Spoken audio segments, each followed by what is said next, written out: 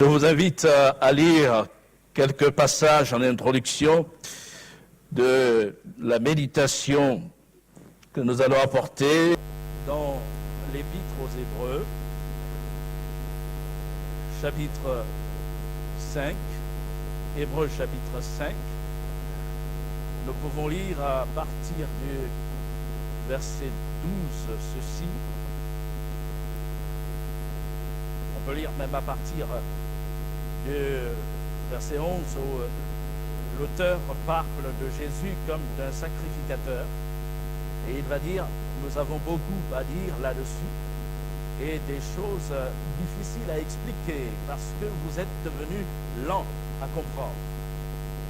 Vous, en effet, qui depuis longtemps devriez être des maîtres, vous avez encore besoin qu'on vous enseigne les premiers rudiments des oracles de Dieu.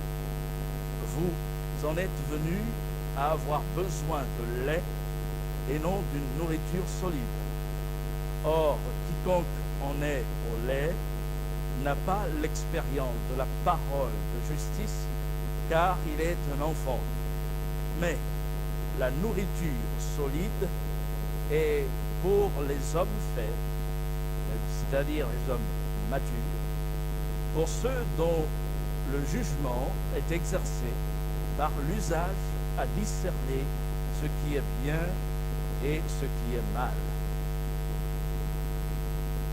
On va revenir sur tous ces passages.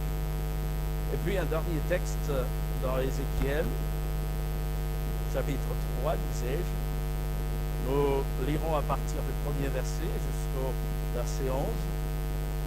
Le prophète Ézéchiel a une vision divine et lui a donné quelques recommandations. Il dit, et il me dit, fils de l'homme, mange ce que tu trouves, mange ce rouleau.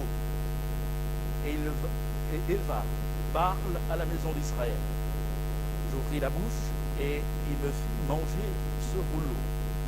Il me dit, fils de l'homme, nourris ton ventre et remplis tes entrailles de ce rouleau que je te donne. Je le mangeai, et il fut dans ma bouche, doux comme du miel. Il me dit, fils de l'homme, va vers la maison d'Israël et dis-leur mes paroles, car ce n'est point vers un peuple ayant un langage obscur, une langue inintelligible que tu es envoyé. C'est à la maison d'Israël. Ce n'est point vers de nombreux peuples ayant un langage obscur, une langue inintelligible dont tu ne comprends pas le discours. Si je t'envoyais vers eux, ils t'écouteraient. Mais la maison d'Israël ne voudra pas t'écouter, parce qu'elle ne veut pas m'écouter. Car toute la maison d'Israël a le front dur et le cœur endurci. Voici, j'endurcirai ta face pour que tu l'opposes à leur face. J'endurcirai ton front pour que tu l'opposes à leur front. Je rendrai ton front comme un diamant, plus dur que le roc.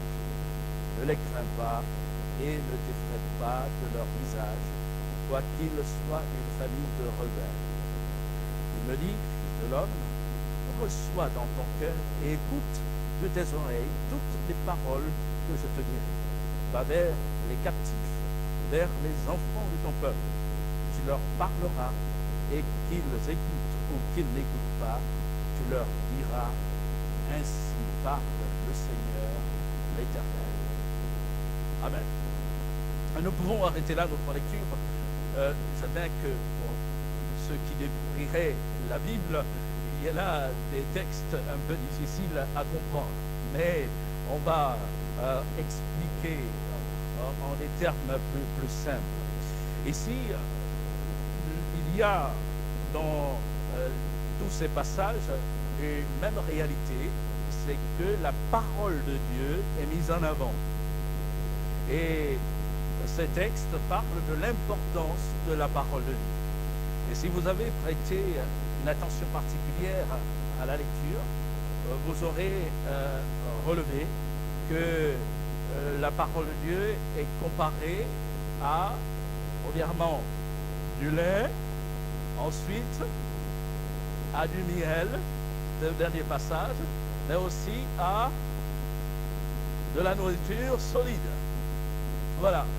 Et c'est effectivement à cela que je voulais en venir. Et relever la parole de Dieu, l'image qui est présentée dans ces passages de la parole de Dieu. Nous avons commencé à aborder une série sur le thème « Les images appliquées à la parole de Dieu » ou « Les images que la parole de Dieu s'applique à elle-même ». Et la parole de Dieu, nous l'avons déjà vu, est comparée à une lumière.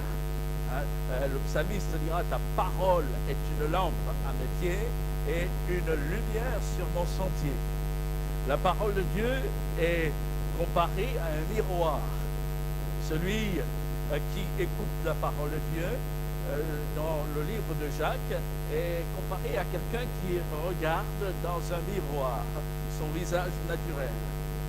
Et seulement Jacques dira que lorsqu'on ne met pas en pratique cette parole, qu'on écoute ou qu'on lit, on ressemble à quelqu'un qui, s'étant regardé dans un miroir, s'en va et oublie aussitôt comment il était. Bon, ça ne nous arrive pas. Et la semaine dernière, on a insisté effectivement sur l'importance du miroir. Et la parole de Dieu nous renvoie à la réalité de notre être intérieur. Elle décrit ce que nous ne réalisons pas toujours, mais elle met en évidence ce que nous sommes au plus profond de nous-mêmes. Et quand nous la lisons, c'est vrai qu'on se reconnaît. Et au travers de l'expérience que bien des hommes de ça ont fait avant nous, on se retrouve. Pourquoi? Parce que il y a sous le soleil, dans l'Écriture, en fait, les expériences des uns, de ceux qui ont vécu avant nous, quelque part nous interpellent, nous connaissons par notre nature les mêmes réalités, dans des contextes différents, mais les mêmes réalités. On a besoin d'être pardonné. Et les hommes avant nous ont éprouvé ce besoin.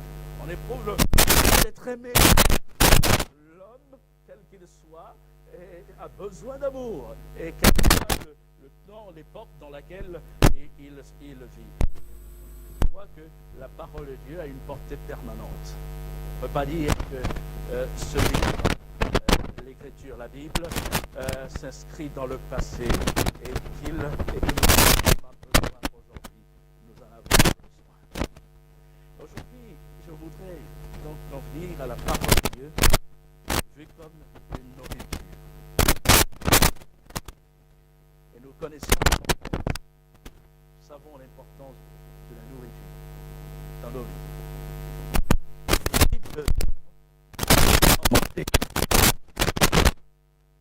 Personne. Et dans l'image de la nourriture, on relève plusieurs réalités. Et je vais m'arrêter particulièrement à l'image du lait. Pierre, l'apôtre de Jésus, va dire aux églises la parole de Dieu comme du lait spirituel et pur. Mais dans ce premier texte, je voudrais m'arrêter sur les verbes que Pierre emploie lorsqu'il compare la parole de Dieu à du lait. Et il dit, il emploie le verbe désirer, il emploie le verbe croître, et il emploie le verbe goûter. Désirer, croître, goûter.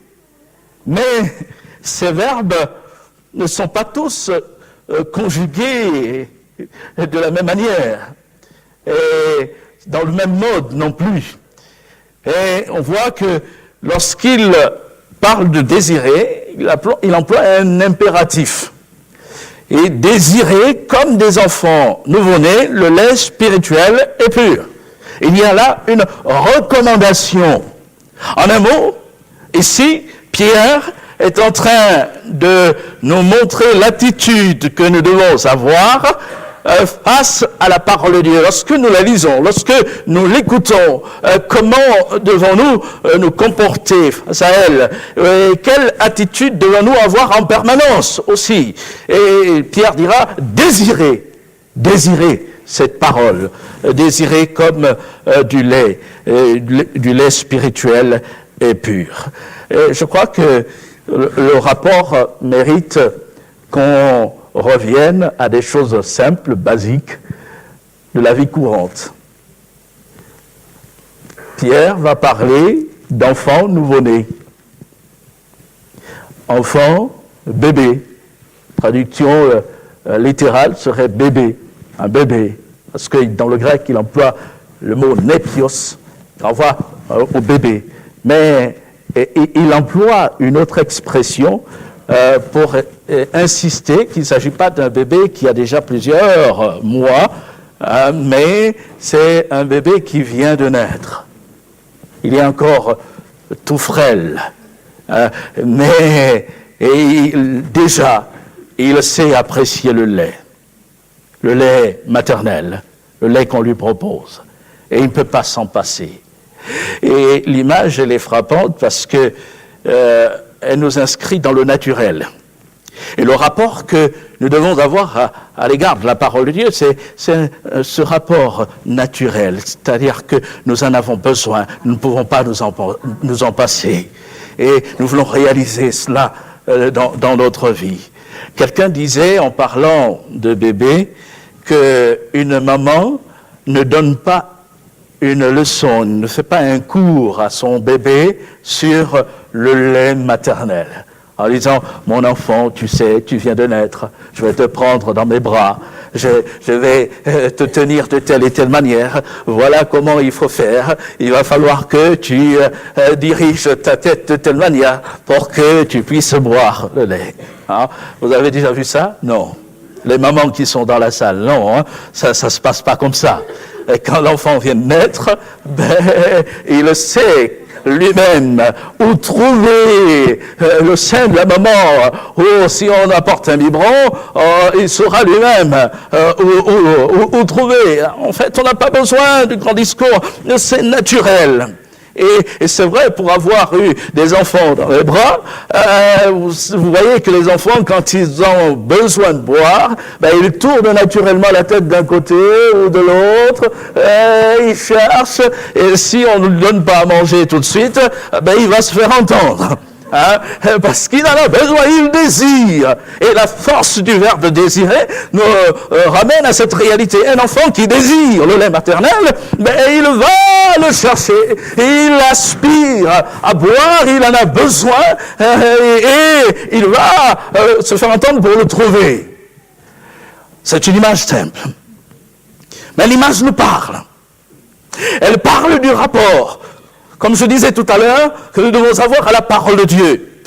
Et Pierre va dire, mais comme des enfants nouveau-nés, considérez ce qui est naturel dans la vie et appliquez-vous-le, mettez-le en pratique à l'égard de la parole de Dieu. En un mot, mais que le désir, l'aspiration soit semblable à celle d'un enfant qui ne peut pas se passer du lait maternel.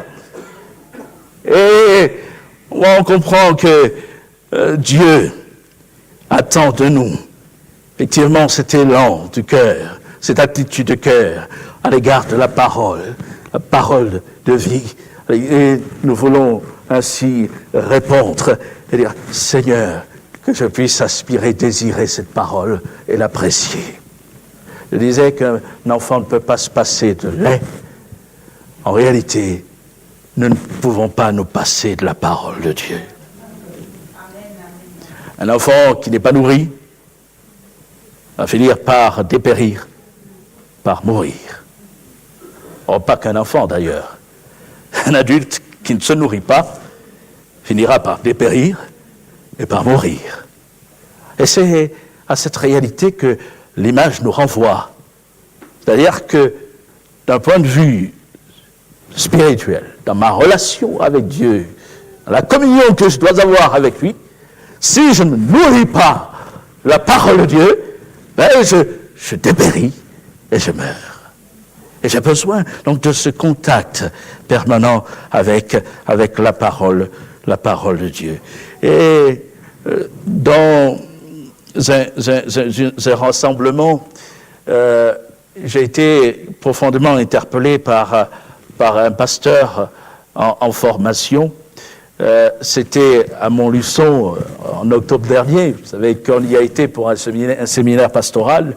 Et il y a eu un jeune, serviteur jeune dans le service, qui a été interpellé par l'expérience d'un aîné, quelqu'un qui avait déjà 40 années d'exercice dans le ministère. Et il a été interpellé par la simplicité de cet homme qui pouvait faire part d'un besoin qu'il a eu à tous les pasteurs. Et il s'est dit, mais est-ce que moi, à 40 ans de vie, de ministère, je me comporterai de la même manière? Et il a partagé cela librement en disant, j'aimerais garder mon cœur de stagiaire. Wow, l'expression m'a profondément marqué, m'a profondément parlé. Et j'aimerais garder mon cœur de stagiaire. C'est-à-dire cette simplicité de cœur, cette simplicité, réaliser qu'on a toujours besoin de Dieu, besoin du Seigneur, et avoir une relation tout à fait humble dans notre rapport au Seigneur. Et pendant que je pensais à cette image employée par Pierre, je me disais, oui, on a besoin de ce cœur d'enfant. Quand Pierre parle, il ne s'adresse pas qu'à des enfants. Sa lettre doit être lue à des églises. Donc, il n'y a pas que des enfants. Il y a des enfants, certes, mais il y a des jeunes gens, il y a des adolescents, il y a des jeunes, déjà, qui tendent vers l'âge adulte. Il y a des adultes, il y a des personnes âgées. En fait, il parle à toutes les tranches d'âge confondues. Et il va leur dire, désirez comme des enfants nouveau-nés. En un mot, Pierre nous renvoie à cette réalité que dans le rapport que nous avons à la parole de Dieu, nous ne devons pas nous sentir déjà au summum en disant, je n'ai plus besoin, je connais ces choses. Qu'on ait une journée de conversion ou 50 ans de conversion, le désir doit être le même à l'égard de la parole de Dieu. Et que le Seigneur nous y aide. Et Seigneur, donne-moi d'aimer encore ta parole, donne-moi de l'apprécier, donne-moi de me rendre compte que je ne peux pas m'en passer et que j'ai besoin de me laisser conduire par elle, de me laisser diriger par elle. Le verbe désirer. Et Pierre va employer le verbe croître. Et il dit, afin que par lui, ce lait spirituel et pur, vous croissiez pour le salut. Et ici, on n'a plus une recommandation, on a plutôt une finalité qui est définie, afin que par lui vous croissiez. Donc il y a un but. Et Pierre va mettre ici en lumière le but pour lequel Dieu nous accorde sa parole. Dieu veut nous amener au salut en ayant fait de nous des personnes d'une maturité spirituelle. Alors je tiens à préciser que il n'y a pas d'opposition entre le premier verbe et le second. Tout se complète. Comme dans la vie, un enfant n'est pas appelé à demeurer enfant. Un bébé qui vient de naître va grandir. On considère ici la force, l'évolution même, dans le propos de Pierre. Je ne suis pas appelé à être toujours un enfant, un bébé, d'un point de vue spirituel. Je suis appelé à avoir du discernement, à avoir de la maturité.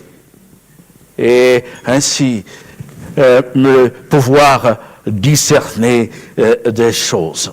Et la parole de Dieu nous amène à cette réalité de croissance. On grandit.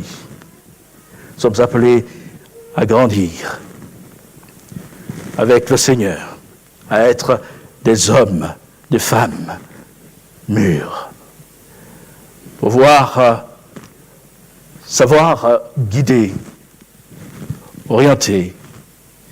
Lorsque, dans l'Épître aux Hébreux, l'auteur évoque la maturité, il dira ceci, quiconque en est au lait n'a pas l'expérience de la parole de justice, car il est un enfant. Mais la nourriture solide est pour les hommes faits, pour ceux dont le jugement est exercé par l'usage à discerner ce qui est bien et ce qui est mal. Et dans ma vie, me laissant diriger et guider par la parole de Dieu, j'ai besoin d'intégrer cette réalité, pouvoir juger de ce qui est bien et de ce qui est mal, pour ne pas me laisser emporter par le mal, mais pouvoir véritablement m'attacher au bien et ainsi me laisser conduire par Dieu dans la plénitude de sa volonté. Et je voudrais ici nous interpeller, et en nous interpellant, je m'interpelle moi-même. Avons-nous toujours cette capacité à reconnaître ce qui est bien de ce qui est mal? Et surtout, en le reconnaissant, à nous inscrire dans la vie pratique, en faisant ce qui est bien. Du temps du prophète Osée, Dieu parle au peuple d'Israël. Et il l'interpelle en disant ceci, dans Osée chapitre 4, verset 6, « Mon peuple est détruit, parce qu'il lui manque la connaissance. » Et Dieu dira, « Puisque tu as rejeté la connaissance, je te rejetterai, et tu seras dépouillé de mon sacerdoce. Puisque tu as oublié la loi de ton Dieu, j'oublierai aussi tes enfants. » On inscrit ça dans le contexte où se trouvait le prophète Osée. Le peuple d'Israël ne voulait plus s'attacher à la parole de Dieu. Il avait la connaissance de Dieu, de la parole de Dieu, et il n'a plus voulu s'attacher. Il a voulu ressembler aux autres peuples qui, eux, n'avaient pas la loi de Dieu. Alors que Dieu l'avait établi pour qu'il puisse être un témoin auprès des autres peuples, enseigner aux autres peuples la connaissance de Dieu, du Dieu créateur, du Dieu unique, et cette révélation, qu'elle soit partagée. Mais Israël a voulu s'en détourner. Et Dieu dit, tu as rejeté. Alors, quand on rejette, évidemment, on passe à côté même du dessein de Dieu. Ce peuple devait être un peuple modèle, exemple, et d'un point de vue spirituel, avoir de la maturité et ainsi conduire les autres à la connaissance, comme l'on disait tout à l'heure, à la connaissance du Dieu qui a créé tous les hommes et tous les peuples. Et cette parole, appliquée à Osée, plutôt au peuple d'Israël, au travers d'Osée, elle nous interpelle encore aujourd'hui. Nous avons là un exemple à ne pas suivre, une erreur à éviter.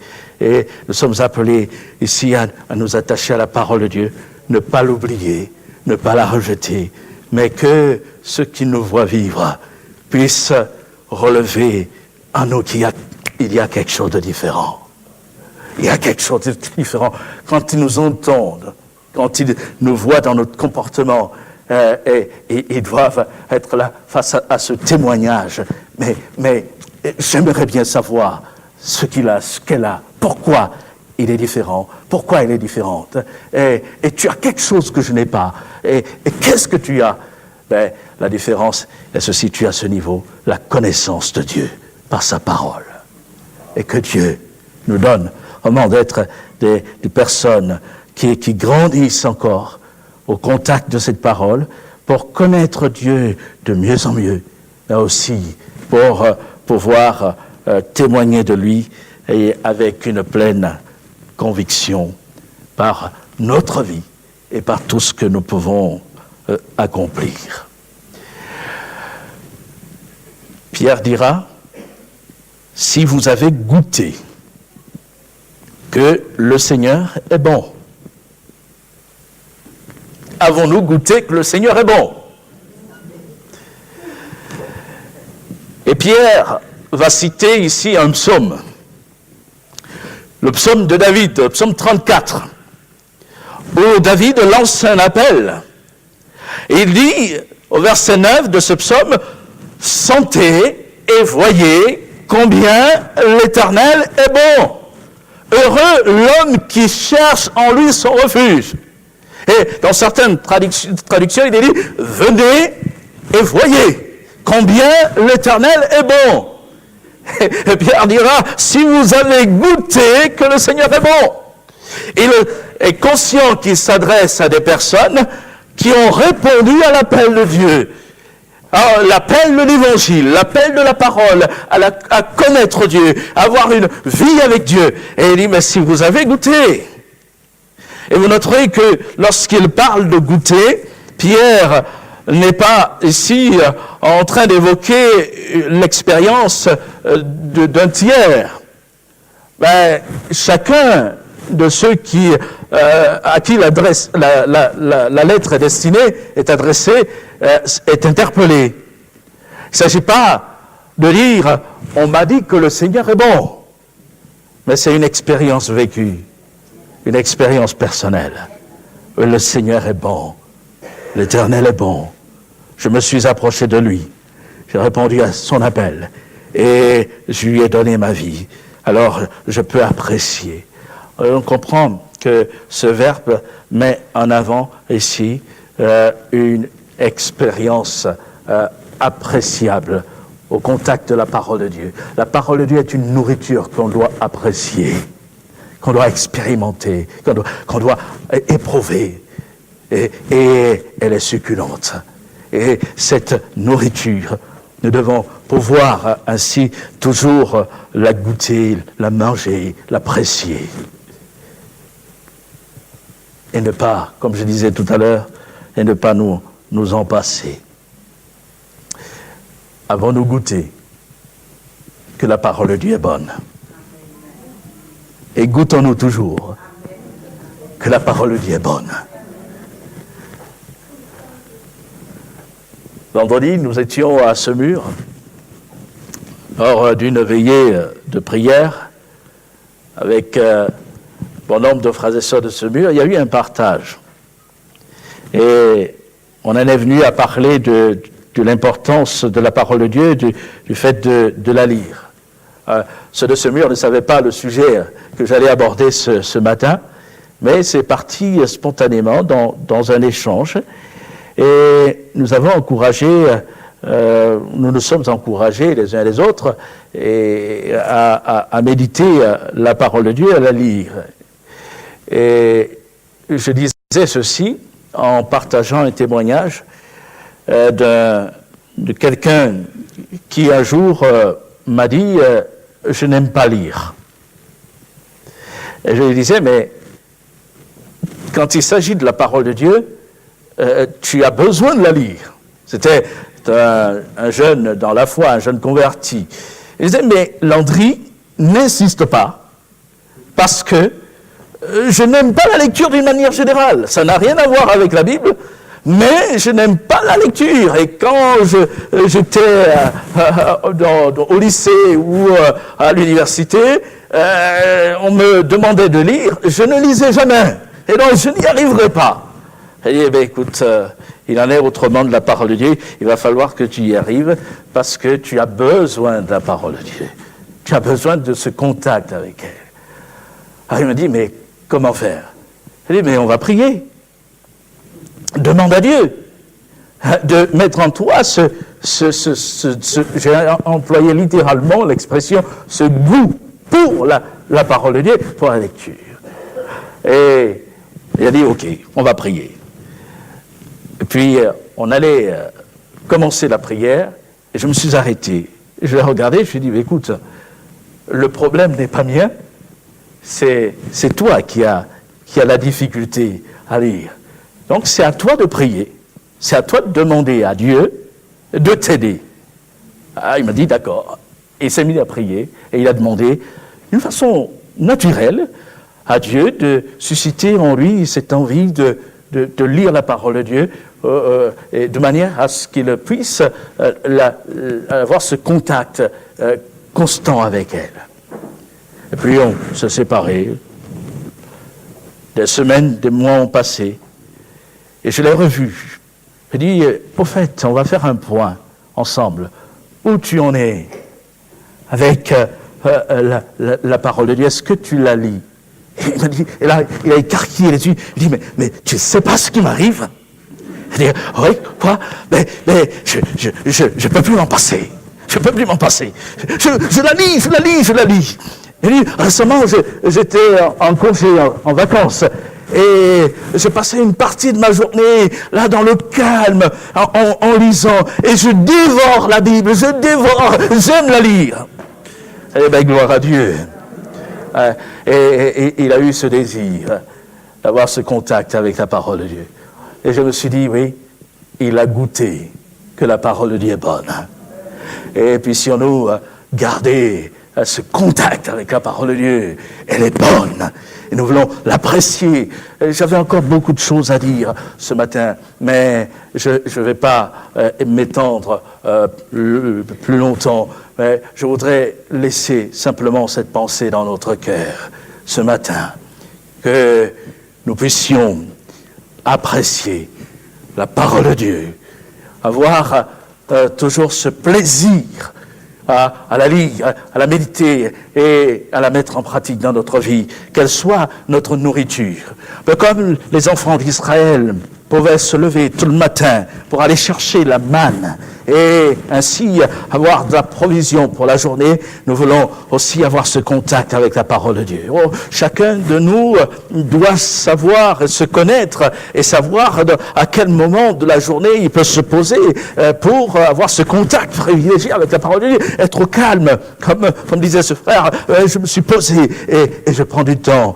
Peut-être pour certains le matin, c'est le moment le plus approprié, se lever un peu plus tôt et avoir ce contact avec la Bible où le Seigneur va encore parler à notre cœur, parce que nous la lisons. Quand nous la lisons, nous ne lisons pas un roman, un livre ordinaire, un manuel ordinaire écrit par des hommes, c'est la parole de Dieu, inspirée par le Saint-Esprit et qui veut encore parler à notre cœur. Et j'ai besoin de ce contact, peut-être tout le matin, dire, Seigneur, parle-moi, parle-moi par ta parole. Et le Seigneur le fait. Oh, pour certains, ça va être un autre moment de la journée, mais qu'importe. Ce qui est ici important, c'est de pouvoir se poser et prendre ce contact. Et un enfant a besoin de se nourrir tous les jours. Un adulte a besoin de se nourrir tous les jours. Et nous avons besoin de la nourriture, de la parole de Dieu, tous les jours. Et que le Seigneur nous aide à le vivre et à aller chercher cette nourriture pour notre âme. Et j'avais encore là un point à développer concernant la maturité. Je pense qu'il est important quand même que je dise certaines choses, c'est notre rôle d'alerter l'Église. Il y a bien d'autres des choses qui circulent aujourd'hui. Bien des nourritures qui ne sont pas bonnes pour notre âme, qui ressemblent de bonne nourriture, à la parole de Dieu, mais ce n'est pas tout à fait la parole de Dieu. Ça sort.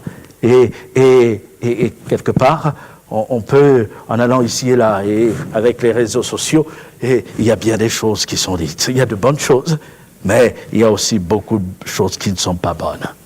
Récemment, j'ai discuté avec un frère, parlant d'une certaine doctrine qui est en mode actuellement, la doctrine de la transmission des dons. La transmission des dons. C'est-à-dire qu'aujourd'hui, on dit, quand on est au contact de certains hommes de Dieu, ils peuvent nous communiquer des dons. Et j'en parlais à une réunion de prière récemment, où quelqu'un, en faisant le parcours d'un homme de Dieu, qui a organisé une mission, il a été en mission en Europe. Bon, la personne, c'est le Sadhu Sundar Singh, qui est un homme de l'Inde qui s'est converti à Christ, il a abandonné l'hindouisme pour s'attacher à Christ, et a été un homme de Dieu qui prêchait Christ. Et cet homme est venu en France dans l'une de ses tournées. Et il a rencontré quelqu'un qui est devenu missionnaire. Mais à l'époque, la personne était jeune. Et le Sadhu Sundar Singh a prié pour cet homme, qui a été le tout premier missionnaire envoyé par les Assemblées de Dieu de France en 1939. Et cet homme partait pour le Gabon. Donc je le sais, parce que je connais un peu le parcours. Et le missionnaire en question, Gaston Vergnaud, a eu un fils, Jacques. Et Jacques a été missionnaire pendant de nombreuses années au Congo, à la République démocratique du Congo.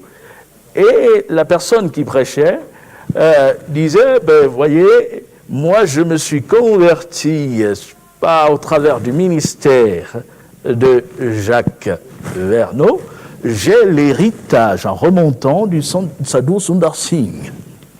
Waouh! Et en fait, il y a là quelque chose, je parle librement de ces choses parce que il faut quand même en revenir à la parole de Dieu. Et un jeune frère me disait, mais pasteur, l'apôtre Paul écrit quand même à Timothée et l'exhorte à ne pas négliger le don. Et c'est vrai que quand on lit 1 Timothée, chapitre 4, verset 14, il est dit ceci, « Ne néglige pas le don qui est en toi et qui t'a été donné par prophétie avec l'imposition des maîtres de l'Assemblée des Anciens. » Et dans 2 Timothée, chapitre 1, verset 6, l'apôtre Paul dit ceci, « C'est pourquoi je t'exhorte à ranimer la flamme du don de Dieu que tu as reçu par l'imposition de mes mains. » On pourrait dire, en s'appuyant sur ce passage, ben voilà, il y a là une réalité de transmission, de don. Timothée a reçu un don par l'imposition des mains. Donc, quelque part, il a reçu de Paul un don. Non. De Dieu. Ah, ma soeur dit de Dieu. Et c'est vrai que Paul prend le soin de dire, je t'exhorte à ranimer la flamme du don de Dieu. Le don de Dieu. C'est Dieu qui est le donateur. Et ce que Paul veut dire, c'est simplement qu'il a été un instrument entre les mains de Dieu pour que la bénédiction soit accordée à Timothée. Mais c'est pas lui qui est l'auteur, c'est pas lui qui donne, c'est Dieu qui est toujours le donateur. Et c'est Dieu qui sera le donateur. Le donateur, c'est Christ. Et il est important de parler de ces choses, parce que lorsque l'exposé est fait, on vous dira, s'il n'y a pas d'Élysée, s'il n'y a pas d'Élie, il n'y a pas d'Élysée. S'il n'y a pas de Paul, il n'y a pas de Timothée. Et c'est exactement ainsi que les choses sont présentées. On peut se dire, oui, c'est vrai. Mais c'est pas tout à fait la vérité. Parce que, en fait, cela nous évite des dérives. Des dérives où on voit des gens se prosterner devant des hommes, soi-disant qui vont recevoir un don pour leur ministère. Et là, ça va loin. Nous avons besoin de nous prosterner devant un seul homme, c'est Christ. Parce que c'est Christ qui a appelé. C'est Christ qui nous a appelés. C'est Christ qui est venu donner sa vie pour nous, afin de nous ramener à lui. Et c'est Christ qui a établi les apôtres, qui a envoyé ses disciples en leur donnant le pouvoir de chasser les démons, de guérir les malades, de opérer les miracles. Et c'est Christ qui a tout pouvoir, celui qui a reçu tout pouvoir dans le ciel, sur la terre et sous la terre. C'est à Christ que nous devons, devant lui, que nous devons plier le genou et venir à lui. Et dire, Seigneur, je viens à toi. Si j'ai besoin, remplis-moi. Et la parole de Dieu nous renverra toujours à Christ. Elle parle de Christ. Et c'est lui qui doit être élevé, c'est lui qui doit être adoré. Et ayons des assises sur la parole de Dieu.